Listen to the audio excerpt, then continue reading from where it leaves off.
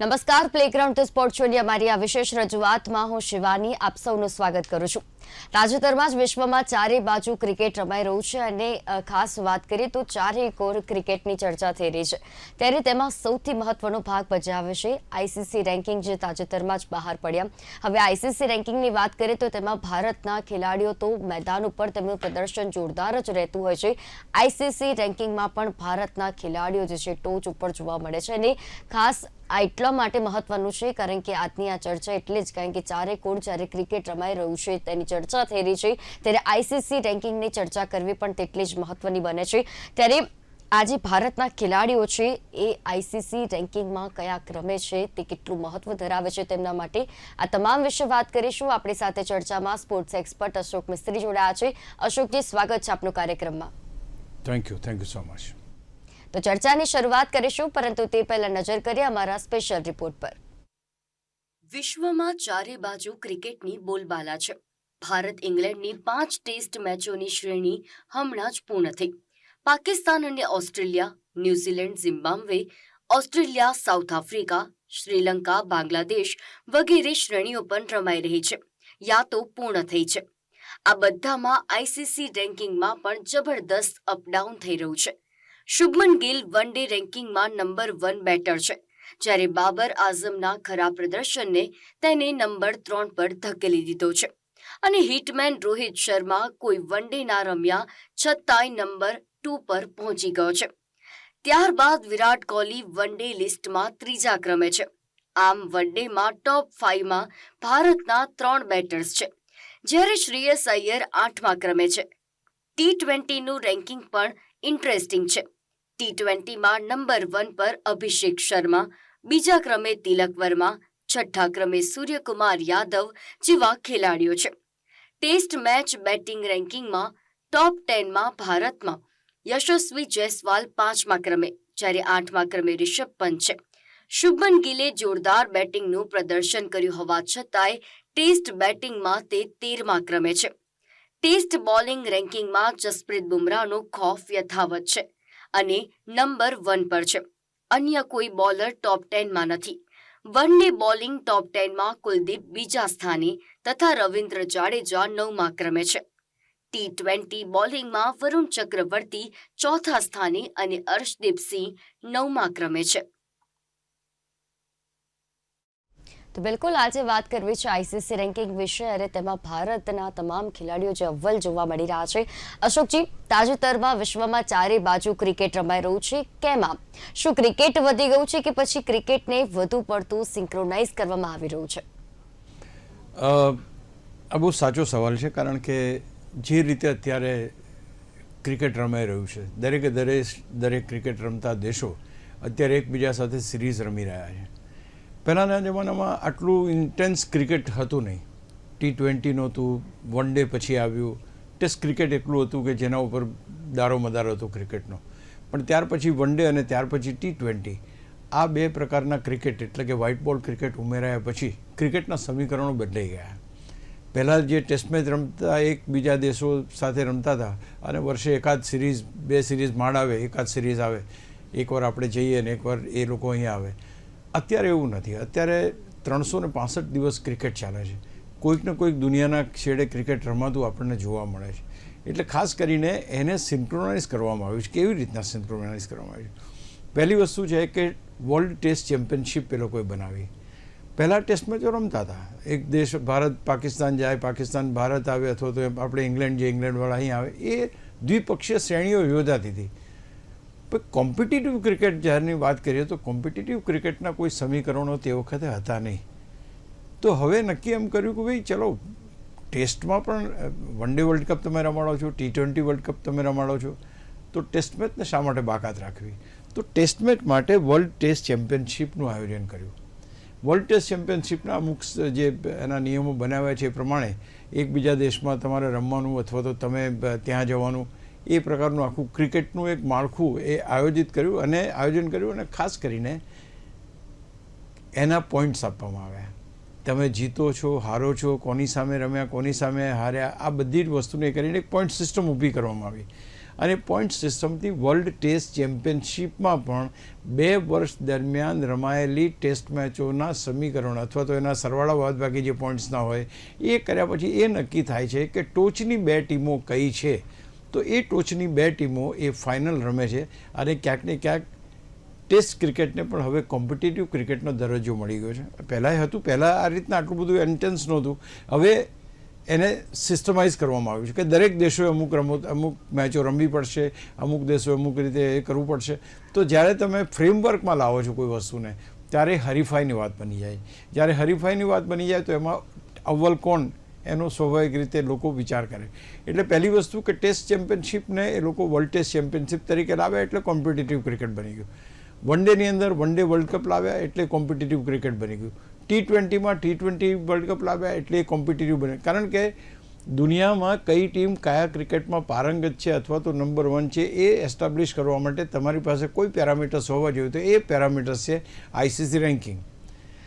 ભારત અત્યારે ટેસ્ટ મેચમાં 3જા ક્રમે છે, પણ વન ડે અને T20માં ભારત નંબર 1 છે ટીમ તરીકે. તો આ કેવી રીતના પ્રસ્તાવિત થયું? તો પ્રસ્તાવિત એ થયું કે જે રીતે તમે રમો છો, જે તમને પોઈન્ટ્સ મળે છે અથવા તો તમે જે રીતે પોઈન્ટ્સ મેળવો છો એનું એક્યુમ્યુલેશન થાય છે અને એક્યુમ્યુલેશનથી તમે ટોચની ટીમ તરીકે પ્રસ્થાપિત થાઓ છો. અને વન ડે વર્લ્ડ કપ રમાય તો એમાં પણ એ પ્રમાણે હોય છે. સૌથી વધુ જે મેચો જીતે એ ટોચ પર આવે, એ 2 વચ્ચે ફાઇનલ રમાય. તો આ પરિસ્થિતિ ક્યાંક ને ક્યાંક એ ત્રણેય ક્રિકેટમાં અત્યારે આવી ગઈ છે. એટલે કમ્પલસરી અમુક મેચો દરેક દેશને રમવી પડે અને એટલા માટે એ પેરામીટર્સ નવા આવવાને કારણે આ ચારે બાજુ ક્રિકેટ જે આપણે જોઈ રહ્યા છે એકબીજાની સામે રમે છે. That is because everything is counted. ધારો કે વન ડે વર્લ્ડ કપ રમવાનો તો વન ડે વર્લ્ડ કપની જે મેચો છે એ પણ શરૂ થઈ જાય અથવા તો જે ઇન્ટરનલી રમીને ત્યાર પછી એમાંથી 2 ટીમો લેવાની હોય એ પણ નક્કી થઈ જાય. તો આ રીતે દરેકને એક સિસ્ટમથી વેઇટ કરવામાં આવ્યું અને એ પ્રમાણે કોમ્પિટિટિવ ક્રિકેટ બનાવવામાં આવ્યું. અને જ્યારે when you face any competition તો તે વખતે તમારે એની તૈયારીઓ કરવી પડે, એના માટે રણનીતિ બનાવવી પડે, જીતવા માટેના પેરામીટર્સ તમારે તૈયાર કરવા પડે. Everything is being done. અને એટલા માટે સિન્ક્રોનાઇઝ થયું છે આ ક્રિકેટ. એક એવી રીતે કે ભાઈ ચલો વર્લ્ડ ટેસ્ટ ચેમ્પિયનશિપ રમવાની છે, વર્લ્ડ કપ રમવાનો છે, ચેમ્પિયન્સ ટ્રોફી રમવાની છે, T20 વર્લ્ડ કપ રમવાનો, એશિયા કપ રમવાનો છે. તો અલગ અલગ જગ્યાએ ધારો કે એશિયા કપ રમે તો એશિયાના દેશો જ રમે, એમાંથી ટીમો એમાં પણ ચેમ્પિયન થાય. તો એ પણ એ પેરામીટર્સ એના રેન્કિંગની અંદર એ ગણાય. તો માનું છું કે આ બધાના કારણે રોમાંચક ક્રિકેટ, શા માટે આપણને રોમાંચક ક્રિકેટ જોવા મળે છે? ઘણા જૂના જમાનાની તમે ટેસ્ટ મેચ જુઓ તો એક જ ખેલાડી 2-3 દિવસ સુધી રમ્યા કરે, 100, 150, 200 રન મારે અને કંટાળાજનક ક્રિકેટ આપણને જોવા મળતું હતું. હવે એવું નથી. હવે પરિણામલક્ષી ક્રિકેટ થઈ ગયું. ભારત અને ઇંગ્લેન્ડ વચ્ચેની જે 5 મેચોની શ્રેણી થઈ રિઝલ્ટ ઓરિએન્ટેડ. તો આ જે વસ્તુ બની છે એ આ ક્રિકેટને એક સિસ્ટમેટિક પેરામીટર્સ સાથે ચલાવવામાં આવે છે એના કારણે બની છે. એટલે તમારી વાત બિલકુલ સાચી છે કે આ જે રેન્કિંગ છે અથવા તો જે ટેસ્ટ મેચો તમે જીતો છો એના આધાર પર તમારી ટીમનું રેન્કિંગ થાય. એ ખેલાડીઓ તમે કેવું રમો છો એના આધારે ખેલાડીઓનું એ થાય. એમાં પણ ખબર પડે કે નંબર 1 કોણ છે, 2 કોણ છે. અને જ્યારે કોમ્પિટિશન આવે ત્યારે તમને પરફોર્મન્સ જોવા મળે અને that is what exactly is Bing done in the cricket. બિલકુલ અશોકજી. અને ભારત ઇંગ્લેન્ડ વચ્ચેની ટેસ્ટ શ્રેણીની કેટલી અસર ટેસ્ટ રેન્કિંગમાં જોવા મળે છે? શું ભારતના ખેલાડીઓ ટેસ્ટ ક્રિકેટમાં છવાયેલા છે તેમ કહેવાય? બેઝિકલી એક જમાનો હતો, થોડા વર્ષો પહેલાંની જ વાત છે, કે આપણે નંબર 1 હતા વર્લ્ડ ટેસ્ટ ની અંદર. ટેસ્ટ મેચોની અંદર ICCના રેન્કિંગમાં આપણી નંબર 1 ટીમ હતી. પણ ત્યાર પછી આપણે મેચો હાર્યા, ઓસ્ટ્રેલિયા સામે હાર્યા, ન્યૂઝીલેન્ડ સામે હાર્યા. ત્યાર પછી જે પરિસ્થિતિઓ સર્જાય એમાં ક્યાંક ને ક્યાંક મોટા દિગ્ગજ ખેલાડીઓ કોઈ રમી શક્યા, કોઈ ના રમી શક્યા. તો ઘણી બધી બાબતો હતી કે જેના કારણે બીજા દેશો આપણા કરતાં સારું ક્રિકેટ રમીને આપણાથી આગળ નીકળી ગયા. તમને ખ્યાલ હોય કે ભાઈ પહેલી 2 વર્લ્ડ ટેસ્ટ ચેમ્પિયનશિપની ફાઇનલ ભારતે રમી છે. અને એટલા માટે રમી છે કારણ કે we have batted very well, we have bowled very well. ઠીક છે, ફાઇનલ આપણે જીતી શક્યા નથી એ ચોક્કસ આપણને એમ લાગે, પણ ક્યાંક ને ક્યાંક વી વેર ડુઈંગ વેરી વેલ. તો નંબર 1 પર આપણે હતા. હવે વન ડેની વાત કરો તો નંબર 2 પર આપણે છીએ. નંબર 1 પર આપણે છીએ. અને T20ની વાત કરો તો નંબર 1 પર છે, કારણ કે આપણા જે ખેલાડીઓ છે કન્સિસ્ટન્સી તમામ મેચોની અંદર, તમામ ટુર્નામેન્ટ્સમાં, તમામ બાયોલેટરલ જે શ્રેણીઓ રમાય એમાં સારામાં સારું પરફોર્મન્સ આપતા થયા છે. અને હેડ્સ ઓફ કે આપણે જે રીતે ઘણી વખત કહેતા હોઈએ કે આઈપીએલના કારણે ક્રિકેટ વધારે સ્પ્રેડ થયું છે. It's a fact. પહેલાં જે ટેસ્ટ મેચ જોવા માટે જે લોકો ઉમટતા હતા, ગ્રાઉન્ડમાં તો ખેર આવે છે, તો તમને હમણાં ભારત ઇંગ્લેન્ડ વચ્ચે શ્રેણીમાં જોવા મળ્યું કે ભાઈ પ્રેક્ષકોથી ભરેલું સ્ટેડિયમ હતું ઇંગ્લેન્ડનું, તો એ પોસિબલ છે. પણ વન ડે અને T20 આવ્યા પછી ક્રિકેટ રોમાંચક થયું, ફાસ્ટ થયું, પરિણામલક્ષી થયું, લોકભોગ્ય થયું, અને એના કારણે લોકોને એટલી એમાં મજા ઇન્વોલ્વ થતા ગયા. એટલે દરેકે નાનું બાળક હોય તો એ આઈપીએલ જોતું હોય કે નાનું બાળક હોય એને ખબર હોય કે આ વન ડે ચાલે છે કે આ T20 ચાલે છે. તો ક્યાંક પહેલાં વ્હાઇટ કપડાં પહેરીને લાલ બોલથી ક્રિકેટ રમાતું હતું, ત્યાર પછી વ્હાઇટ બોલ આવ્યો અને કપડાં કલરફુલ થયા, અને ત્યાર પછી એ કોમ્પિટિટિવ ક્રિકેટ શરૂ થયું. હવે એ કોમ્પિટિટિવ ક્રિકેટ ટેસ્ટ મેચને પણ એ કરો. તમે વાત કરી કે ભારતના ખેલાડીઓ, યસ, ભારતના ખેલાડીઓ દરેક ફોર્મેટમાં ટોપ 10માં તો છે જ, કારણ કે એમનું જે પરફોર્મન્સ છે એ કન્સિસ્ટન્ટ છે. એમનું પરફોર્મન્સ છે એ દરેક ફોર્મેટમાં એકથી બીજું ચડિયાતું એ પ્રકારનું એમને જે કહી શકાય કે એવું પરફોર્મન્સ જોવા મળે છે. એટલે બુમરાહની વાત કરીએ તો ટેસ્ટ મેચમાં હજુ નંબર 1 છે, તો ત્યાર પછી T20ની વાત કરું તો ઘણા બધા ખેલાડીઓ આપણા ટીમમાં છે. વન ડેની અંદર જુઓ તો પહેલા નંબર પર શુભમન ગિલ છે. તો there are plenty of players કે જે ટોચ ઉપર છે ભારતના, અને ક્યાંક ને ક્યાંક, અને હા એ પણ ખરું કે ટોચના જે 10 ખેલાડીઓ છે, ટોપ 10 તમે જુઓ, એ ટોપ 10માં જો ભારત ડોમિનેટ કરે છે ક્રિકેટમાં, જેથી કરીને એના જે ખેલાડીઓ છે સૌથી વધારે છે. તમે ટેસ્ટ મેચની આપણે વાત કરીએ તો બુમરાહ ઇઝ ડેફિનેટલી નંબર 1 પર છે, અને વર્ષોથી. અને ત્યાર પછી યશસ્વી જયસ્વાલ અને રિષભ પંત, આ પણ બંને ટેસ્ટના જે બેટર્સ છે એમાં પોતાનું આગવું સ્થાન ધરાવે છે. તો હું માનું છું કે આ એક છે. ત્યાર પછી વન ડેની વાત કરીએ તો વન ડેની અંદર પણ ભારતના ખેલાડીઓ છે, અને T20 પણ ભારતના ખેલાડીઓ છે. એટલે ભારતનું ડોમેસ્ટિક ક્રિકેટ અને ખેલાડીઓને તૈયાર કરવાનું જે આખું માળખું બનાવ્યું છે, એ માળખાકીય વ્યવસ્થાઓ જબરજસ્ત મજબૂત હોવાને કારણે આપણને અલગ વર્ષથી અલગ ખેલાડીઓ મળી રહે છે. અને એના કારણે ધારો કે આઈપીએલનું એ આવ્યું તો આઈપીએલમાંથી આપણને ઓછામાં ઓછા 25 ખેલાડીઓ મળે છે દર વર્ષે. આ બધા ક્યાં રમશે? તો આ ક્રિકેટ જે છે કોમ્પિટિટિવ ક્રિકેટ એ હરીફાઈવાળું છે. બધાને ખબર છે કે આજે આપણે રમીશું તો ટીમમાં છીએ, નહીં પહેલાં તો એ ખેલાડી રમે એટલે એ 10 વર્ષ સુધી રમ્યા જ કરે. Now gone are the days. તમે આજે પરફોર્મ કરો છો, you are on the team. If you are not performing, you are out of the team. તો હું માનું છું ત્યાં સુધી એના કારણે અહીંયા આગળ કોમ્પિટિશન આપણને જોવા મળે છે, અને કોમ્પિટિશનને કારણે સારું ક્રિકેટ જોવા મળે છે. અચ્છા, કોમ્પિટિશનની અંદર આજે ગણતરી થાય છે એ પણ બહુ સરસ રીતે થાય. ખેલાડીઓનું રેન્કિંગ અથવા તો ટીમનું રેન્કિંગ, ખેલાડીઓનું રેન્કિંગ કઈ રીતે થાય? તો ખેલાડી રન કેટલા બનાવે છે, વિકેટો કેટલી લે છે, એ તો બરાબર. એ કોની સામે વિકેટ લે છે?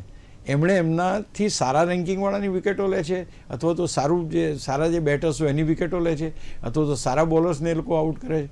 આ બધી વસ્તુઓનું ધ્યાન રાખવામાં આવે. અથવા તો ધારો કોઈ સેન્ચુરી મારી, તો એ સેન્ચુરી કઈ ટીમ સામે મારી છે, તો એ ટીમનું કયું રેન્કિંગ છે એના ઉપર આધાર. તમે ઝિમ્બાબ્વે સાથે સેન્ચુરી મારી હોય તો એનો કદાચ પોઈન્ટ્સ એટલા ના મળે કે જો તમે ઇંગ્લેન્ડ સામે મારી હોય. તો માનું છું કે આ બધા પેરામીટર્સ છે એ ધ્યાનમાં રાખીને એક અલ્ગોરિધમ ઊભું કરવામાં આવ્યું છે, અને ક્યાંક એનાથી આ બધી એક સિસ્ટમેટિક વેથી કેલ્ક્યુલેશન થાય છે. અને એટલા માટે કોમ્પિટિશન. અચ્છા, તમે એમ કહી શકો કે ભાઈ કઈ સારી ટીમ?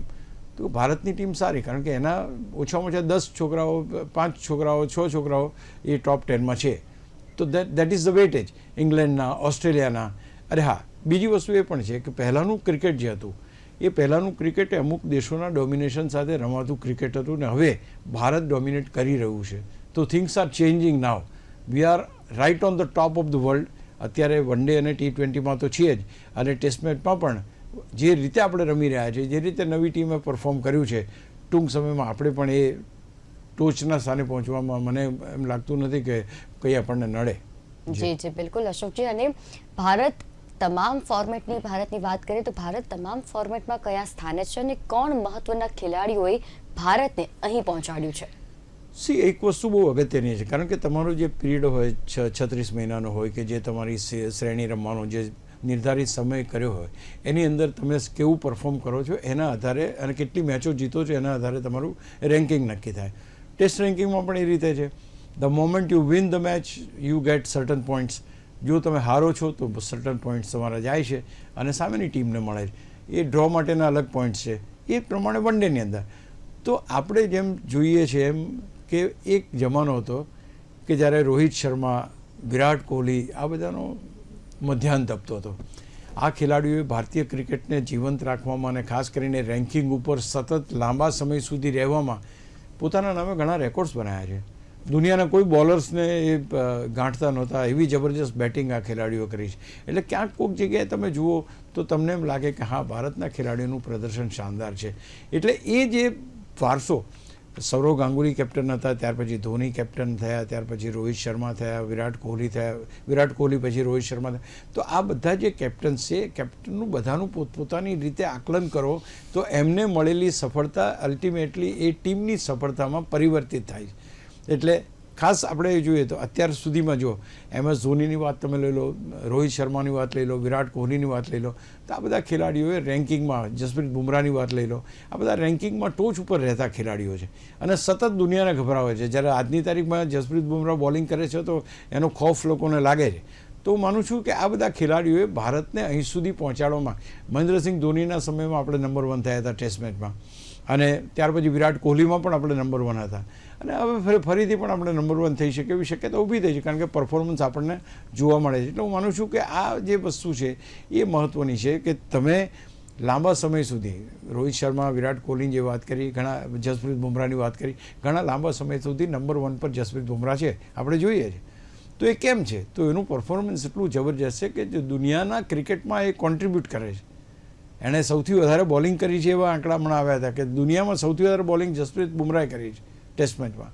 તો આ બધી પરિસ્થિતિઓને કારણે આ ખેલાડીઓ એ રેન્કિંગમાં ભારતને હંમેશા આગળ રાખે છે અને એ બધા કમ્બાઇન્ડ પરફોર્મન્સ કરીને ભારતને નંબર 1 બનાવવા તરફ દોરી જાય છે. એટલે હું માનું છું કે આ બધી જ વસ્તુ બહુ અગત્યની છે અને બધી વસ્તુ એક સિન્ક્રોનાઇઝ થાય ત્યાર પછી એક સારું પરફોર્મન્સ તમને જોવા મળે, અને સારું પરફોર્મન્સ જોવા મળે તો એના પોઈન્ટ્સ તમને મળે અને એના આધારે રેન્કિંગ જોવા મળે. જી જી, બિલકુલ અશોકજી. અને વન ડે જે કહી શકાય કે ICC રેન્કિંગ જે છે તેમાં ભારતના ગિલ નંબર 1 પર, રોહિત નંબર 2 પર અને વિરાટ નંબર 4, જ્યારે શ્રેયસ અય્યર 8મા ક્રમે છે. તો કેટલો દબદબો કહી શકાય ભારતના ખેલાડીઓનો? તમે બહુ સાચી વાત કરી, કારણ કે ભારત નંબર 1 તો છે જ, અને એ નંબર 1ની અંદર જે લઈ જનાર ખેલાડીઓ છે એ તમે બહુ સાચી વાત કરી. શુભમન ગિલની તમે વાત કરી, રોહિત શર્માની વાત કરી, વિરાટ કોહલીની વાત કરી, શ્રેયસ અય્યરની વાત કરી. તમે વિચાર કરો કે 10માંથી 4 કે 5 ખેલાડીઓ તો ભારતના છે. એટલે વન ડેની અંદર ભારતનો દબદબો તો જબરજસ્ત છે. આપણે 2 વાર 1983 અને 2011માં વર્લ્ડ કપ જીત્યા, આપણે અમદાવાદમાં વર્લ્ડ કપ હારી ગયા, એક ફાઇનલ હારી ગયા, પણ એ દરમિયાન જે રમાયેલી મેચો હોય એ દરેકના પોઈન્ટ્સ તમને મળે છે. તમે કઈ ટીમને હરાવો છો એના પોઈન્ટ્સ અલગ હોય છે. એટલે આ જે ખેલાડીઓ અત્યારે વન ડેની અંદર, તમે ગિલ, રોહિત અને વિરાટ કોહલીની જે વાત કરી, I think they are still matters. હજુ ક્રિકેટ રમાય છે. વિરાટ કોહલી અને રોહિત શર્મા તો હવે એમાં ટેસ્ટ ક્રિકેટમાં તો નથી, હવે આ એક જ brand of cricket they are playing. તો હવે આ જગ્યા ઉપર રહેવા માટે એમને કેટલો સંઘર્ષ કરવો પડે છે એ બહુ અગત્યનું છે. ત્યાર પછી તમારી પાસે બોલિંગ ડિપાર્ટમેન્ટ તમે જુઓ તો ત્યાં આગળ તમારી પાસે કુલદીપ અને જાડેજા ટોપ 10માં છે. એટલે ત્યાં પણ આપણો દબદબો છે. વન ડેની અંદર તમે જુઓ કે 3 થી 4 બેટર્સ આપણા છે જે ટોપ 10માં છે, અને that even can go higher. તો માનું છું કે વન ડેની અંદર ભારતની ટીમને હરાવી હોય તો લોઢાના ચણા ચાવવા જેવી બાબત હોય છે, અને દેટ હેઝ હેપન. વર્લ્ડ કપની વાત હોય કે કોઈ ટીમ આપણી સામે વન ડેની શ્રેણી આપણે જે અત્યારે ડોમિનેટ કરીએ છીએ એમાં પણ આપણે શાનદાર પ્રદર્શન કર્યું. એટલે વન ડેમાં આપણી મજબૂતી બતાવે છે કે ભારતના જે ટોચના 3 બેટ્સમેન જે બેટિંગ કરવા આવે છે એ 3 બેટ્સમેન અથવા તો એ 4 કે 5 બેટ્સમેન તો નંબર 1, 2 પર છે જ. તો હું માનું છું કે એક મજબૂત આપણું કમાન્ડિંગ પોઝિશન છે વન ડેની, કારણ કે વન ડેમાં જે આપણે રનર્સઅપ બની છે ટીમ, ત્યાર પછી દ્વિપક્ષીય શ્રેણીઓમાં પણ ભારતનો શાનદાર વિજય થયો છે. તો માનું છું કે આ બધાના કારણે અથવા તો આ ખેલાડીઓને કારણે ક્યાંક વન ડે પણ એટલું રોમાંચક થતું ગયું છે અને ક્યાંક ખેલાડીઓ પણ એટલા રોમાંચક આપણને જોવા મળી રહ્યા છે. જી બિલકુલ અશોકજી. અને હવે જો T20 રેન્કિંગની વાત કરીએ તો ભારતના અભિષેક શર્મા, બીજા નંબરે તિલક વર્મા અને 6ઠ્ઠા ક્રમે સૂર્યા છે. કેવા પરફોર્મન્સ છે આ ખેલાડીઓના?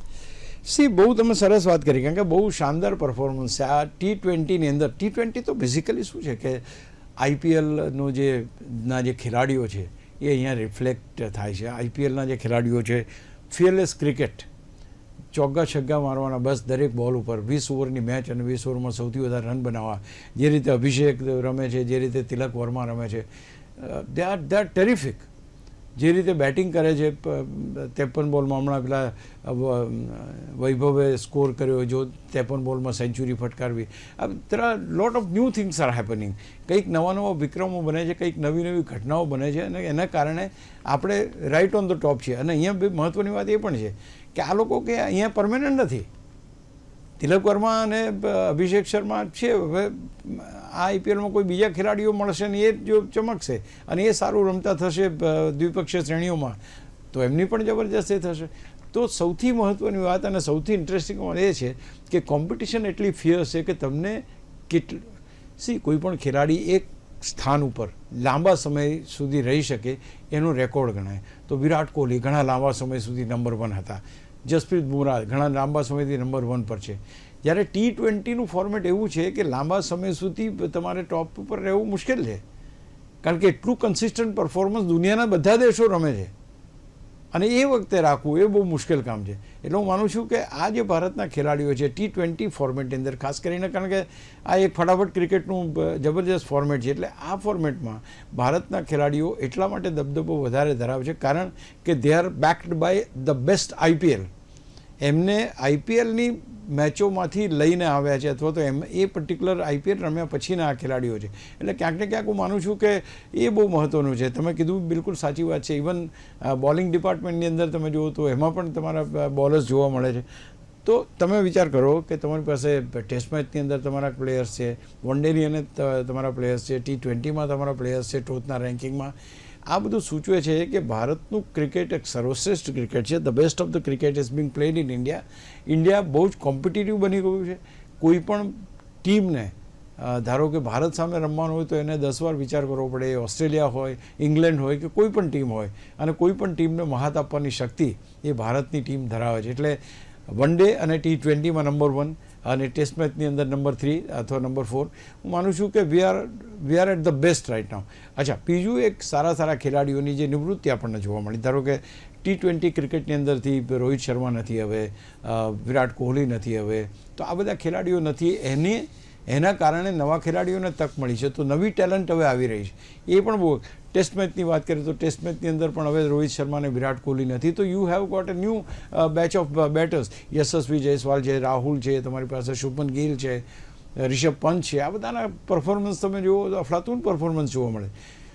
કોઈ પણ ટીમના ખેલાડીઓના જવાથી ટીમના પરફોર્મન્સ ઉપર જો કોઈ ફેર ના પડે તો એનો અર્થ એ થયો કે એ દેશનું ક્રિકેટ એ શ્રેષ્ઠ ક્રિકેટ છે અને એ શ્રેષ્ઠ ક્રિકેટ હવે ભારતમાં છે. હવે ઇંગ્લેન્ડ પણ ડરે છે કે જો ભારત સામે રમવું હોય તો આપણે આનાથી વધારે સારી તૈયારી કરવી પડશે. ઓસ્ટ્રેલિયા પણ ડરે છે કે ના યાર, આ લોકોના બોલર્સ અને બેટર્સ તો જોરદાર છે. આપણે ઓસ્ટ્રેલિયામાં હરાવ્યું, ઇંગ્લેન્ડને ઇંગ્લેન્ડમાં હરાવ્યું. તો હું માનું છું કે અત્યારની પરિસ્થિતિમાં જે ક્રિકેટ આગળ વધી રહ્યું છે, અને સૌથી મહત્ત્વની વાત કે કોઈના જવાથી ફેર ના પડે એ પ્રકારનું ક્રિકેટ અહીંયા ભારતમાં રમાઈ રહ્યું છે. બધાને એમ હતું કે રોહિત શર્મા અને વિરાટ કોહલી નથી તો ઇંગ્લેન્ડની ટેસ્ટ મેચનું શું થશે. કંઈ નહીં, બહુ સારી રીતે આપણે રમ્યા અને સારી રીતે જીત્યા અને શ્રેણી ડ્રો કરી. We have played the best.